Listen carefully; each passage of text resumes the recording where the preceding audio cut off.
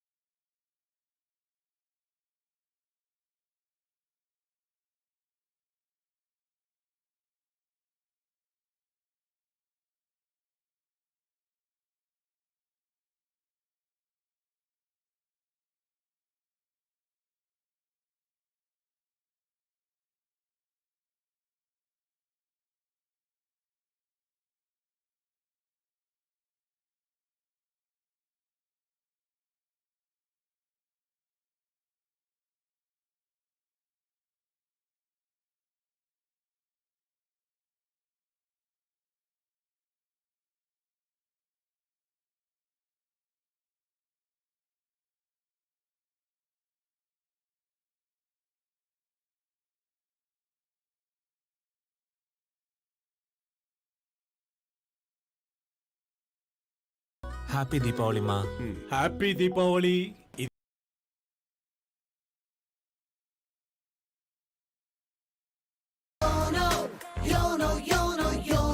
Just click on it. And Communications of Andhra Pradesh, India, Shri Nara Lokesh Garu.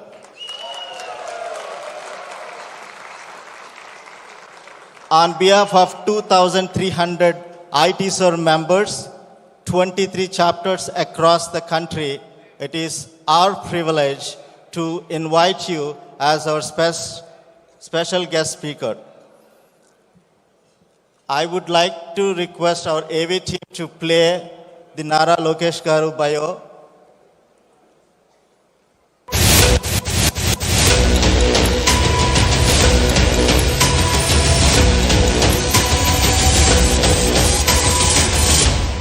Nara Lokesh, a visionary leader, a skilled administrator, and a driving force behind the transformation of Andhra Pradesh's economic landscape.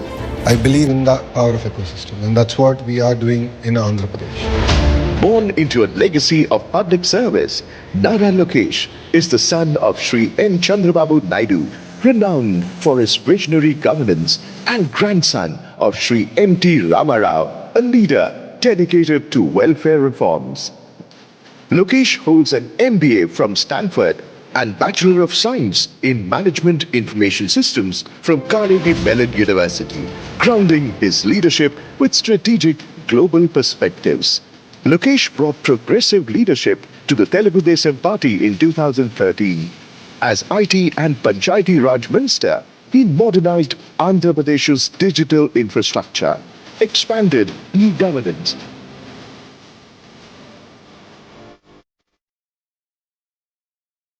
boosted rural connectivity, and attracted substantial IT investments. Under his leadership, Andhra Pradesh secured billions in investment across technology, infrastructure, and manufacturing. It's a privilege for me to be part of this infrastructure summit. For the state of Andhra Pradesh and particularly for this government, infrastructure is very close to our heart. Focused on tech advancement, transparency, and youth empowerment, Lokesh has pioneered digital literacy and e-governance to make Andhra Pradesh a tech-driven state. He developed a digital skill registry to align workforce development with future needs, championed healthcare, rural progress, and spearheaded smart city projects in Amravati and Visakhapatnam. His efforts turned Visakhapatnam into a fintech hub. Visakhapatnam is going to be the financial capital of Andhra Pradesh, no second thought about it. Engaging global manufacturers like Foxconn and attracting corporations such as Kia Motors and HCL to boost employment and cement Andhra Pradesh's role as an investment destination.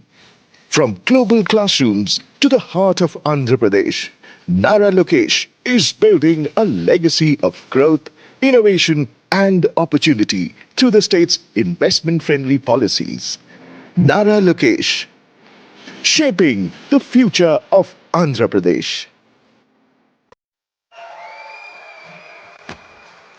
Now please put your hands together to welcome our beloved guest, special guest speaker, Sri Nara Lokesh Garu. Please put your hands together. Please give grand welcome.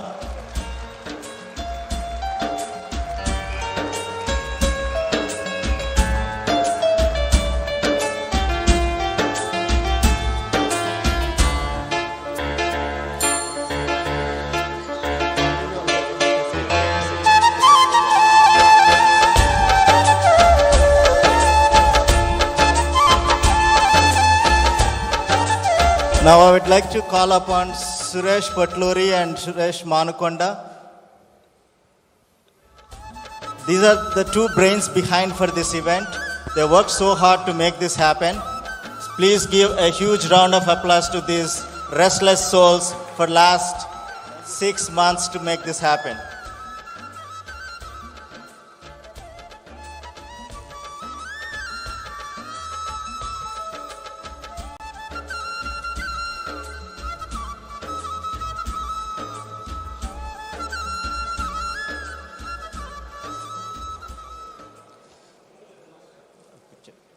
Thank you very much for your time. Yeah. I had a huge privilege to spend some time with him, very articulative, very knowledgeable. I felt he is a real deal. And the future of Amravati is in safe hands. Trust me. And thank you for accepting our invite. And I'd like to invite our moderator to moderate this session, Ravi Tochampudi, stage. Hello, Vegas. Thank you. Here you go, Ravi. Thank you. So, first of all, thank you, IT Sir family, for giving this incredible opportunity and then spending time today with our own Honorable Minister for the state of Andhra Pradesh for technology and then electronics and especially with some of the things basically that you're working on. So first I want to congratulate on the victory that you have actually achieved. So just want to understand, has it sunken in and how do you currently feel for that? First off, thank you IT sir for having me here. Our journey is not new. I remember working with IT sir way back in 2017 when I became the first time IT minister. So thanks for having me, really appreciate it. Please give a round of applause to our minister. And also one of the other, sir, I wanted to also understand what was the important lesson that you learned from your father, N. Chandrababu Garu, especially given his expertise in bringing the innovation to the state. No, I mean, you skipped a question.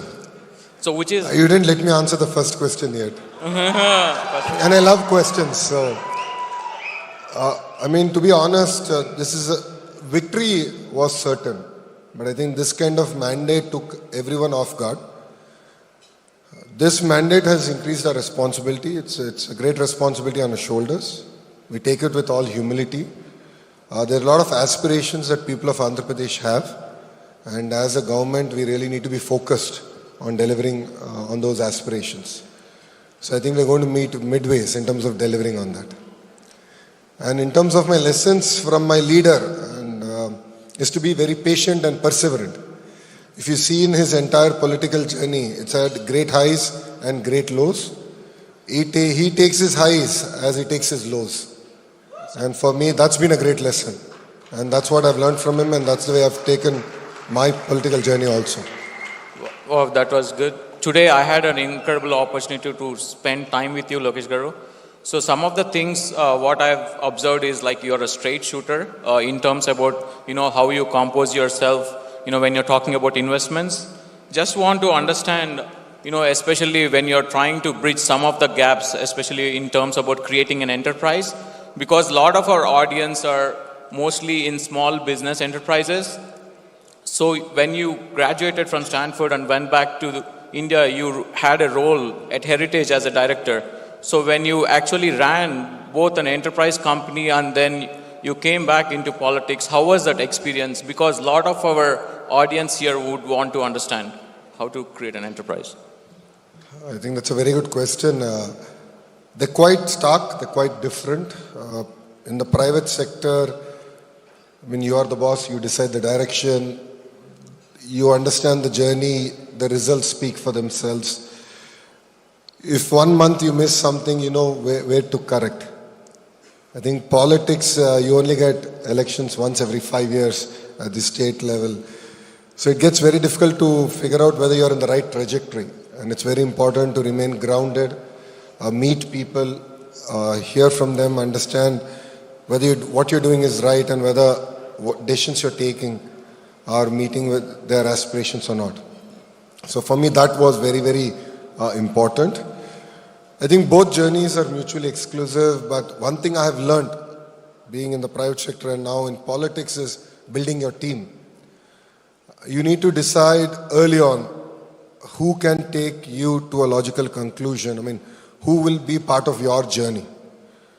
I think that's very important because when I joined Heritage, we had a crisis. Things were not good. We were losing a lot of money because of our retail expansion. Dairy was not bringing in that much of profit. So I had to decide early on the direction, trajectory of the business. Then I had to figure out whether the leaders believed in that vision or not. And based on that, I had to take decisions. I think politics is all about that also. I think you need people who believe in your vision, but also have that boldness to correct you when you're making mistakes. So in that sense, in terms of building your team, building the leadership in both organizations is something that I find very similar. Yes. So I think building upon that, also, you come from a legendary family, want to, building upon the legacy of your family, what is the vision that you create, especially like, for example, want to understand the expectations, like say, for example, when I was, going to engineering school, I had expectations from my parents that, are you going to be an engineer or a doctor? Coming from a family, with a lot of legacy, how did you manage your expectations? How did you, come yourself, like, finding those differences?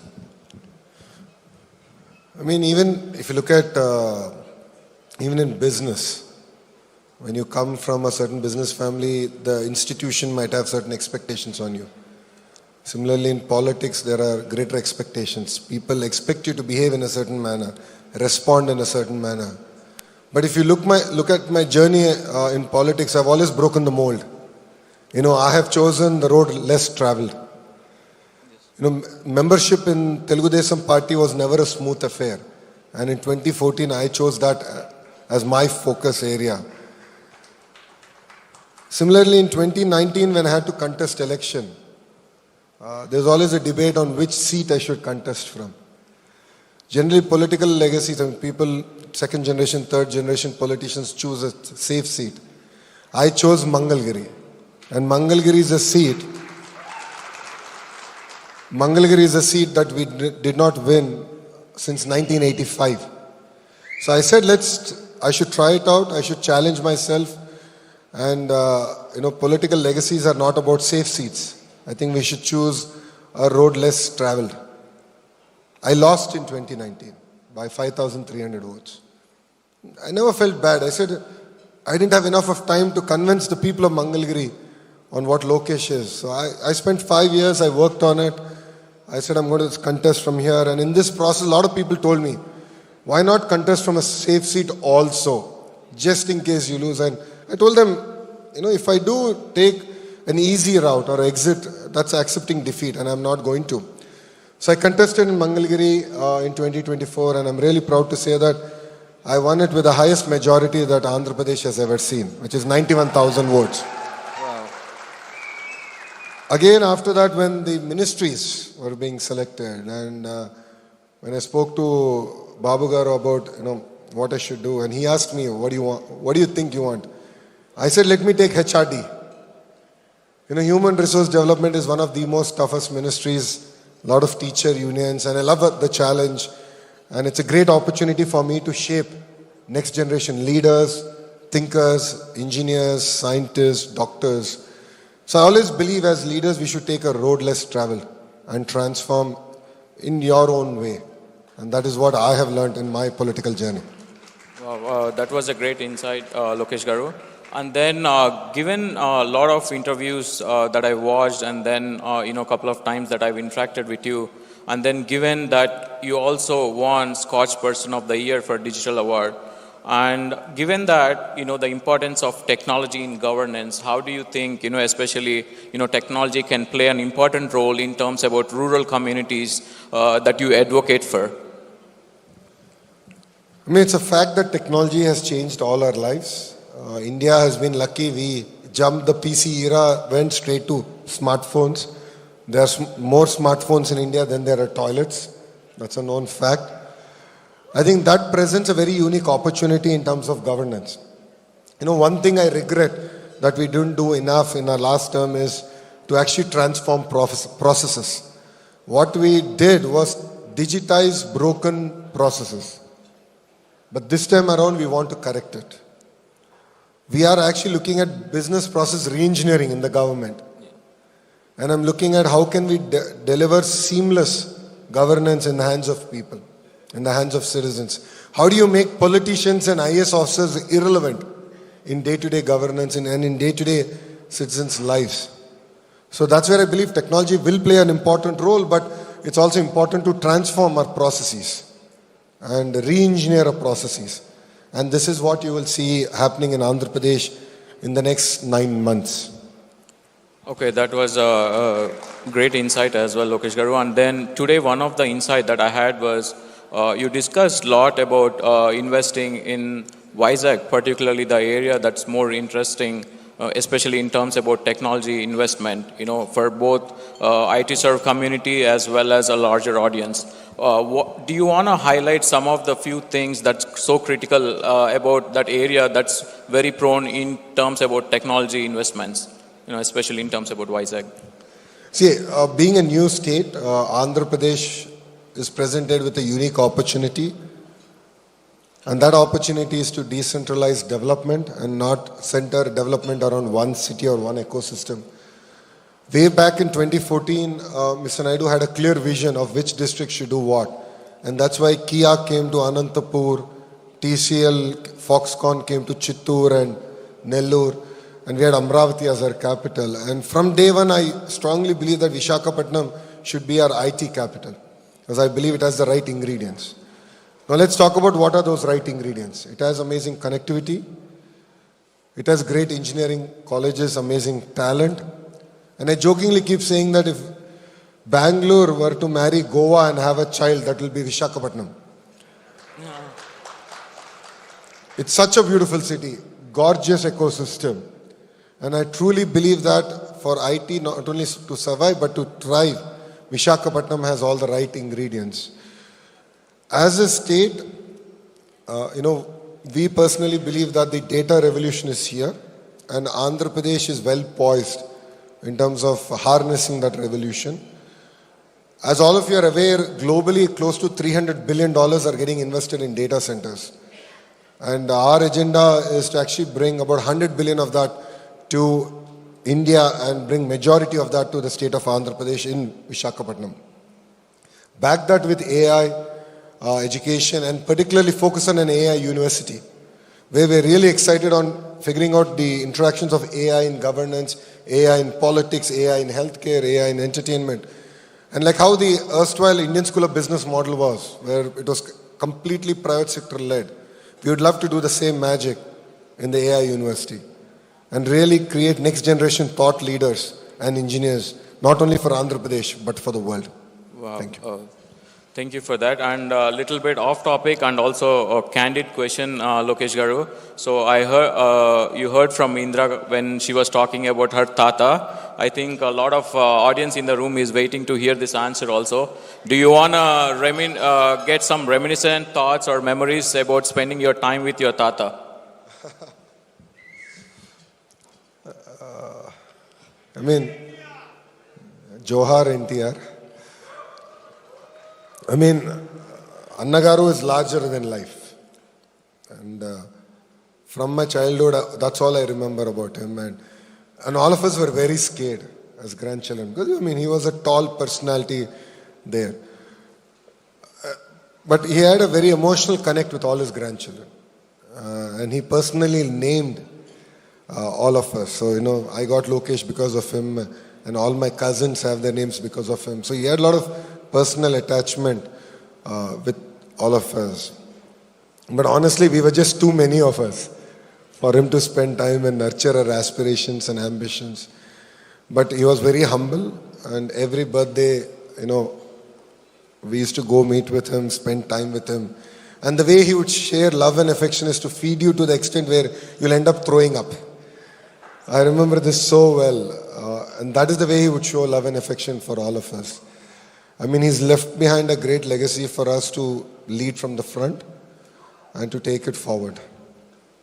Wow, I think everybody, you know, kind of, you know, goes back to their memories with spending their time with their family.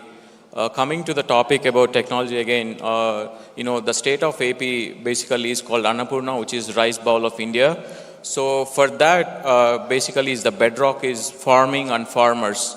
So given, and I also see a lot of times you spoke about, you know, ecosystems, like, you know, developing ecosystems. So just want to understand how are you going to strengthen that ecosystem? So which is like basically kind of creating how to impact their lives.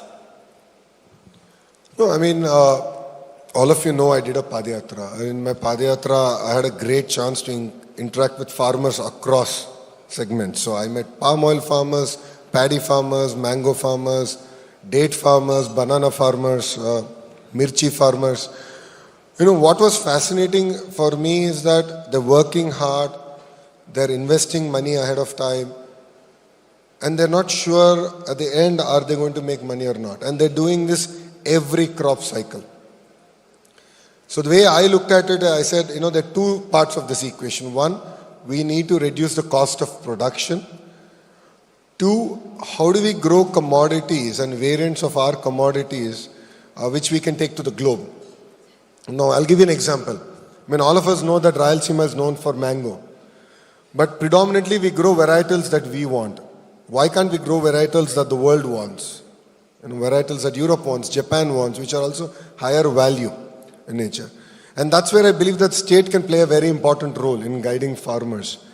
Similarly, our dates is another big area. Banana, dragon fruit, chiku is another area. So I think there's a lot of work that we can do as a government in terms of guiding farmers, giving not just subsidies alone, but inputs and even strengthening it with research stations and ensuring that the optimal output and productivity comes from the respective farms. So for me, that's of great interest and passion. The same thing applies even to, palm oil farmers. If you look at it, thanks to Annagaru, Andhra and Telangana, the two Telugu-speaking states have a very important role to play in palm oil, and we help government in terms of saving our forex. We have to support them, but we have to be in the smart way. We have import duties and exports subsidies based on the inflation. So how can we have a table making it easy so that government can take appropriate decisions for me is very fascinating. So these are, I think, interventions you'll see at a policy level that will come up. And I truly believe that Rayalaseema particularly has a great opportunity to leapfrog in agriculture. It's amazingly fertile soil, and just giving water through drip and giving extension to the appropriate horticulture crop, I think, can truly transform agriculture in that sense. And the last bit I'd like to add is technology plays an important role, more so from government's ability to map which commodity is being grown where and in what quantities, and how should government be prepared in terms of sale price hikes or slumps. Because there are days when tomatoes are highly priced, there are days when tomatoes go for 10 paisa, 50 paisa a kg. So I think our government's ability to forecast that, prepare for that, and guide, advise farmers for that, I think will be very important, and that's something that we'll work on this time. Yeah, on the context of that, I've seen in your previous turn, you also attended Davos, and given that context, wanted to understand what is your strategy for attracting a lot of FDI, because I've seen you have delivered successfully on the government promise for Kia, and also you're quoting Foxconn and Brookfield. What do you see your strategy for, bringing a lot of FDI investments to the state of AP? Fundamentally, two things. Number one, India requires a lot of policy intervention at the national level to attract greater investments to our nation.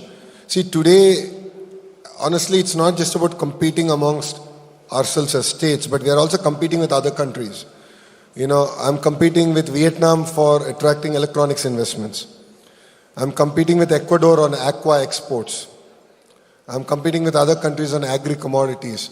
So it's very, very important that we largen the pie, create a very conducive environment for medium, large corporates, global corporates to look at India as their hub. Second, it's no longer about ease of doing business, it's about speed of doing business. So all the business process re-engineering that we're doing as state is to focus on speed of doing business. So, when I met Chandra sir, who's the chairperson of Tata Sons, and I was asking him what his advice to me would be, he said, just focus on speed of doing business. And he said, today corporates are spending $2, $3, $5 billion on each project. I mean, imagine a 6 months delay. It'll throw their entire business plan out of shape. 6 months delay would result in losses that they have to carry forward on their balance sheet. So our singular focus is on speed of doing business. We will compete with other states, and we will create a very conducive environment in Andhra Pradesh in terms of attracting investments and grounding those investments. And one example of that is how we closed TCS in a 90-minute meeting. That's the way we will work and get investments into state of Andhra Pradesh. Wow, that's a kind of an insight where I wanted to get into the context of bridging the gap for organization like IT Surveillance, where there's a lot of small business enterprises, all the way from 100 to almost thousands of employees. Because whenever you create enterprise, the speed, the context is the speed.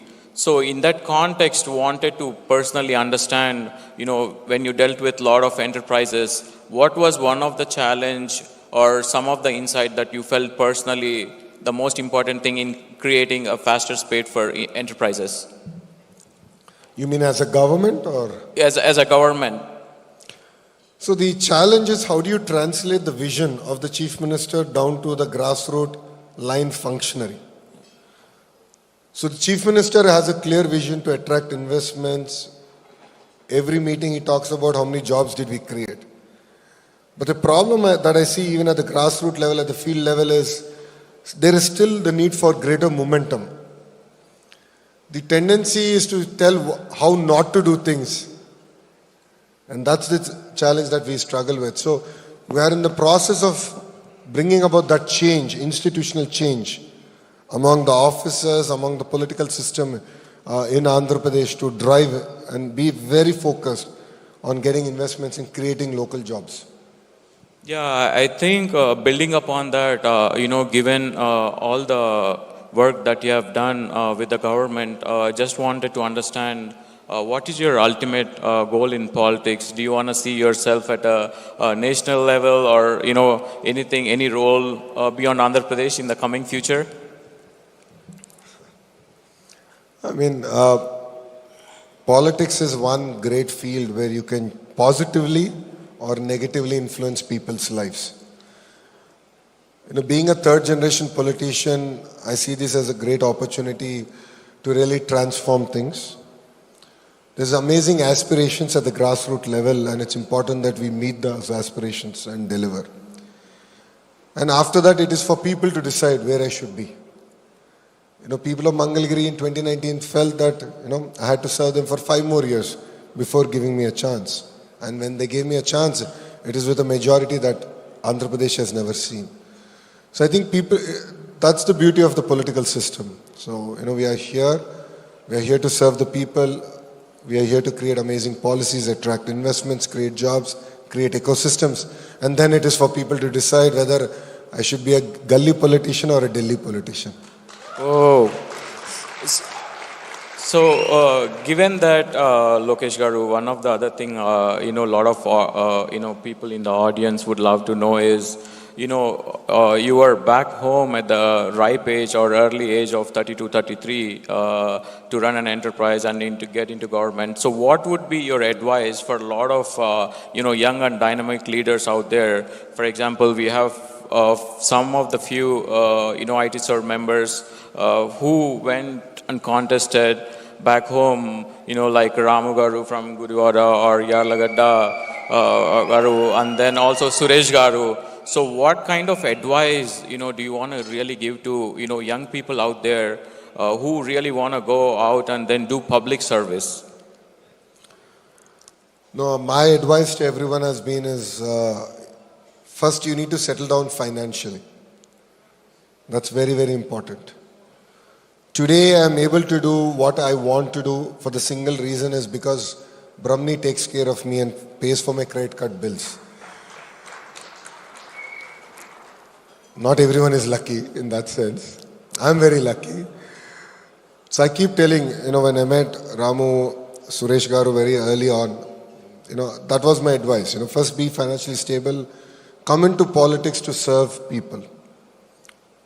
That should be a true calling. Nothing but that. When that is clear, come to politics. And the only way that can be clear is when you have financial security, when you don't need to depend on politics for any income.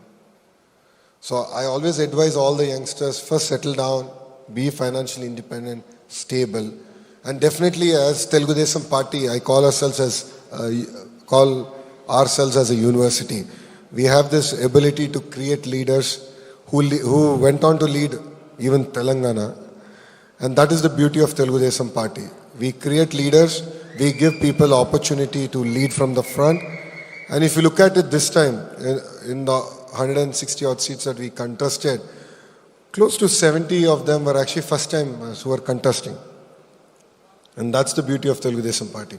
If you look at it as an alliance, out of the 164 people that have won, close to 88 of us are first time MLAs. 17 out of the 25 ministers are first time ministers. So I think that's what makes Telugu Desam Party very unique. So basically, you have a new blood coming to power. So at the same time, in that context, also want to understand, you've been traveling a lot, to different countries at different occasions. I know it's a lot, especially for entrepreneurs out there, that they're spending time away from their family. So would like to know what kind of things, you generally pursue to have a downtime or, to keep stress at bay generally. People would love to know. I think you should take life as it comes. There is no need to be stressed. What I've realized is when you're stressed and you take decisions, you end up making a lot of mistakes. So I've learned the art of breathing. So when I'm disappointed, when I'm upset, or when I feel a little bit of stress, I actually learn to breathe. And that really de-stresses me and makes me calm, and that enables me to take right decisions. your destination, I mean, in order to reach your destination, and it could be politics, it could be business, or any field that we chose, it's never a straight line. There are going to be amazing highs, and there are going to be the worst lows. And what I've learned from our leader is you should take your lows as you take your highs. Then life is constant, life is good. Never carry stress home. I mean, there is no need to carry stress home. I believe that the stress of work should be left outside your door. When you go home, you should spend time with your family. No second thoughts about it. But saying that, I mean, if there are no sacrifices, you really cannot achieve what you want to achieve. You know, every day I never sleep before the date changes. I meet people till about 10:30, 11 in the night. If you want to achieve greater things in life, and if you really want to leapfrog, then you will have to make certain sacrifices. And it's not just you, it's also your family. So I chose a career, and I'm able to do this because Brahmani and Devansh support me. You know, 226 days of Padayatra. Never went back home for any festival. No Saturday, no Sunday. I think the only break I would take is when Brahmani and Devansh would come visit me, and I would start my Padayatra late by about 4 hours. That was literally the break that I would take next day. So sacrifices are done not only by you but by your family, and your family should be ready to make those sacrifices for you. So I think it's a very informed decision. In my case, it was a very informed decision. Brahmani and I spoke about it a lot. And you know, during our toughest time, especially during Babu Garu's arrest, there was always days when Brahmani would still ask me, is this all worth it? Why do all this? Why sacrifice? Because end of it, look what's happened to the family. But I think all of us changed our opinion when in Hyderabad there was a gratitude concert where without any political involvement, 45,000 IT professionals came and stood in the solidarity of Mr. Naidu. That is something that fundamentally moved us. And that was such a strong push for the family that, and recognition for the family that, you know, all of you have made sacrifices. What you're going through is wrong. We stand by you. You know, that personally meant a lot for us. And I remember from that day, Brahmani never asked me the question on, do you really want to still continue in politics? So I really thank all of them, and I thank quite a few members here who also stood in solidarity with the family and with Babu Garu across various cities in the US. It really meant a lot. It really reinforced that we were in the right direction. And it was a reality check for the entire family. So thank you very much. Yeah, I think in that context, you know, I had an incredible opportunity to meet CBN Garu last year, and what a visionary he is. And then I think I'm one of the byproduct where you see the best of America that has to offer out there. Given that context, you know, how do you want his legacy to be remembered? You know, that would be, you know, one of the things we would like to know. I mean, Babu Garu has, I mean, his legacy has many chapters. You know, if you look at it, being one of the youngest ministers of his time is one chapter. Being a very bold politician in the age of 20s is a chapter. And that is how he met Anna Garu. Starting from there, and if you look at the transformation that he also went through personally, if you look at the way he's governed between 94 to 2004 is simply amazing. And even today, I still cannot imagine that without smartphones, with the, I think, 42 people teleconference system, he was able to govern the entire state of Andhra Pradesh and deliver ISB, Microsoft, and modern Cyberabad, what we today see. It's just fascinating what he's done. And so I believe that is one chapter. The last 5 years is another chapter. I have seen a completely different person.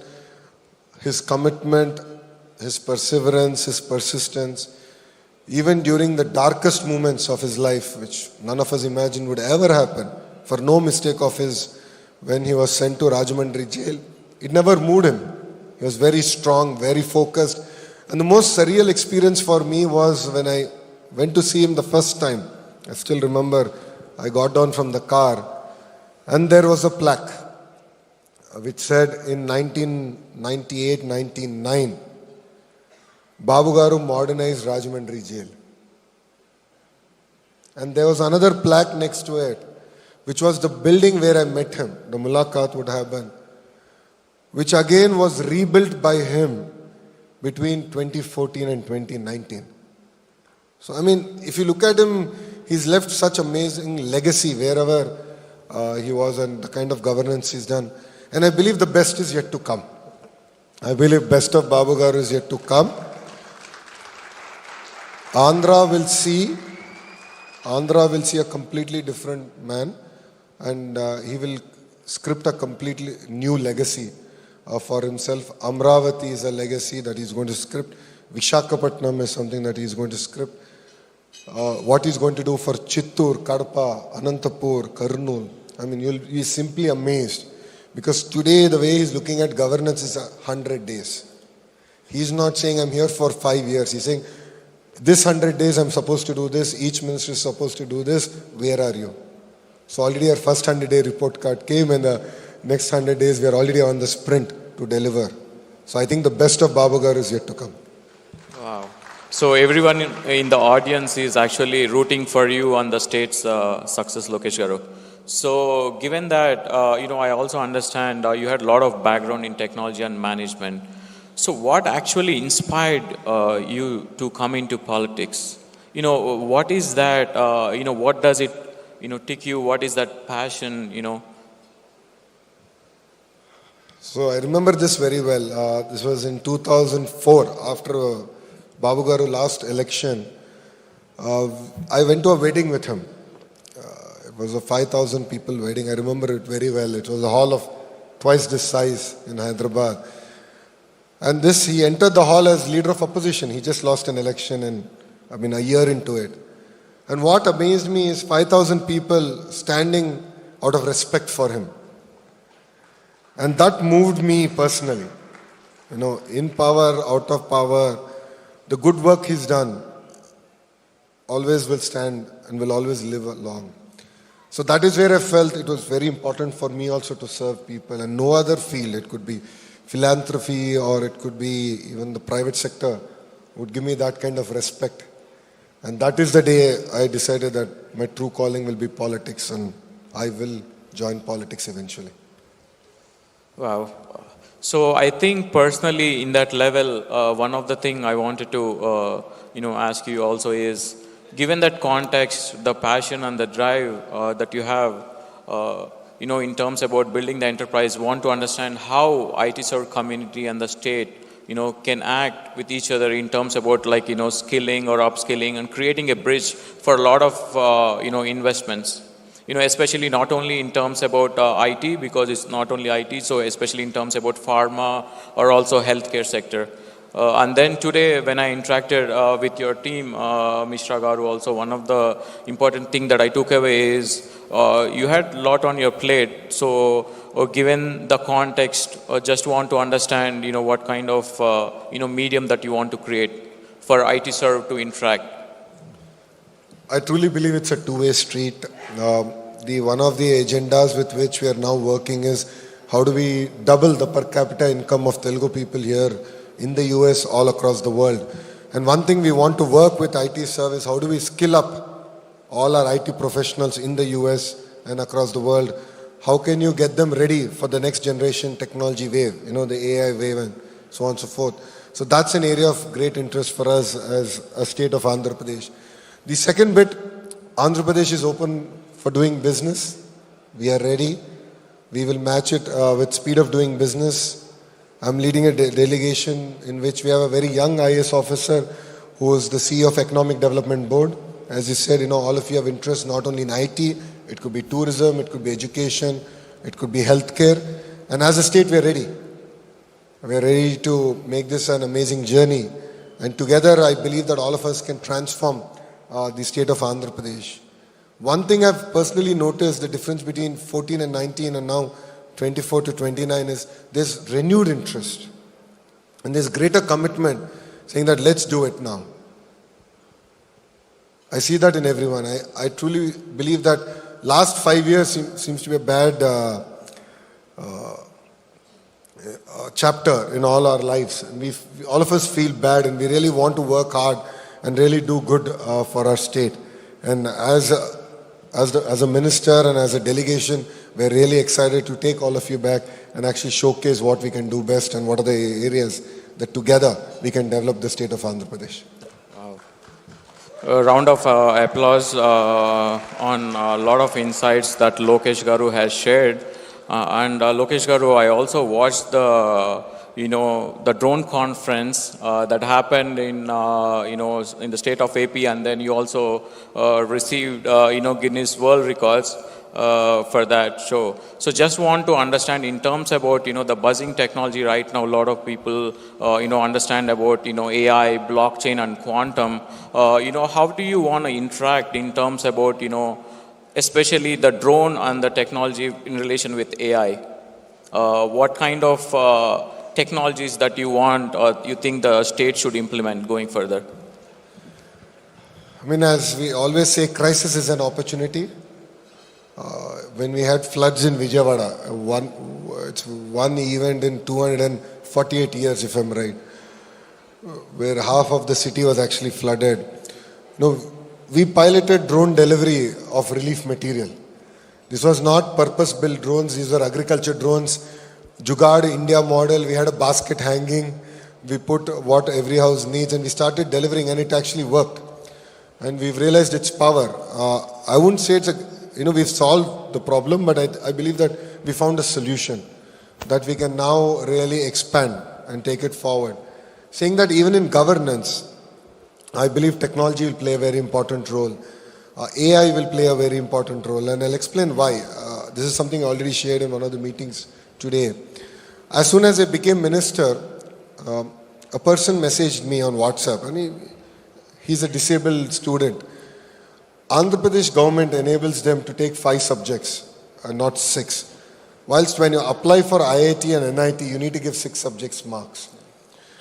So they said, because of this technical reason, we are not able to get into IIT and NIT, please help us. So I had a very young IAS officer working for me in one of my, in school education department, and I told her we need to find a solution.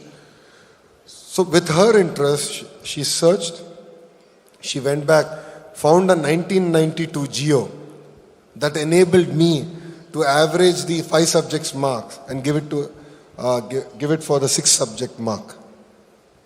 Very simple GEO you would think, but we've fundamentally changed the lives of 45 disabled children. I mean, these are children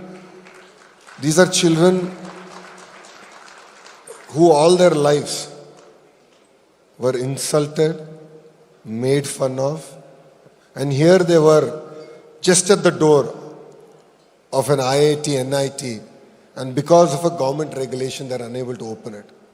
Now let's think about this. If that officer did not find the solution, then what would have happened to their lives?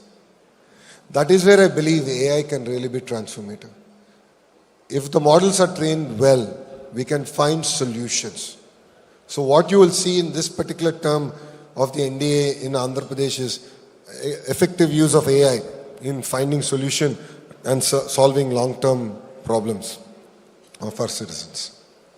So before we wrap up, Lokesh Garu, just for the audience, just want to understand what is your favorite pastimes, your hobbies. A lot of members requested this question for you, so that would be good.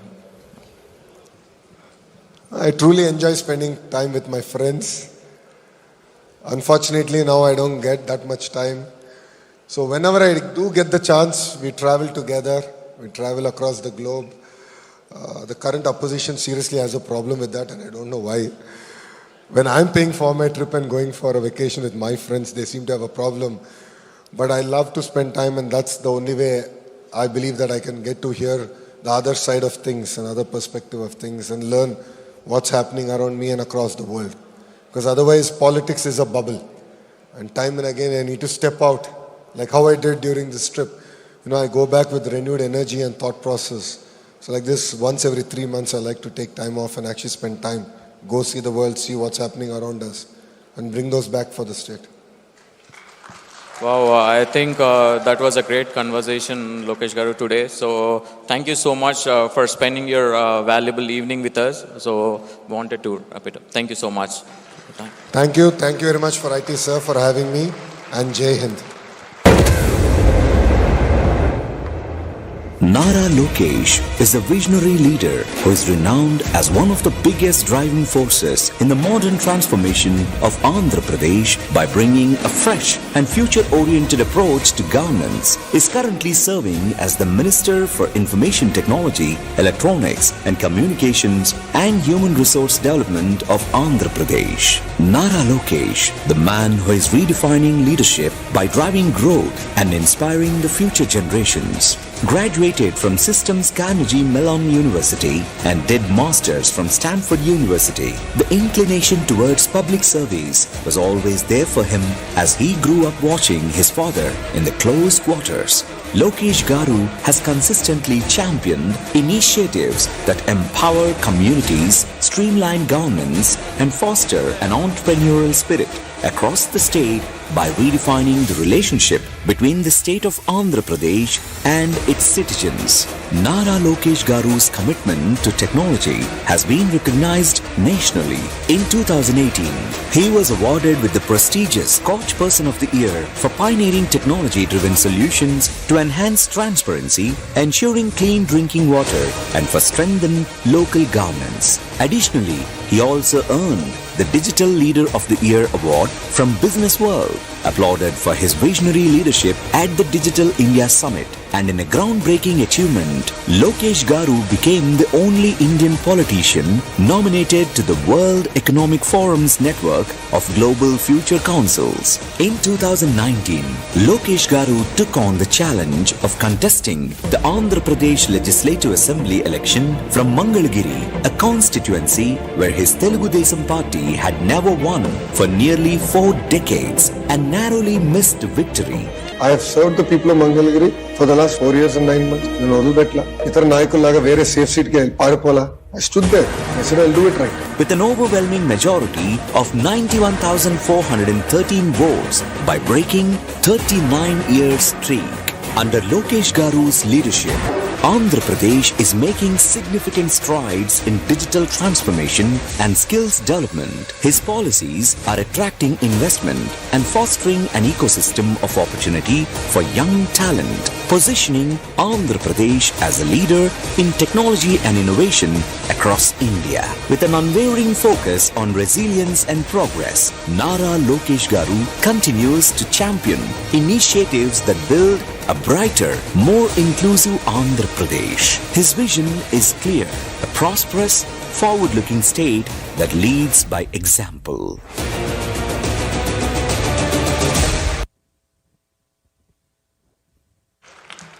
Thank you so very much for having you here. And now I want to invite all our governing board members to present a memento to Mr. Nara Lokesh. Amar Varda, Gopi Kandukuri, Vinod Babu Uppu, Raghu Chittimala, Devender Erabolu, Vinay Mahajan and Jagdish Musali, that is our governing board members at the IT Serve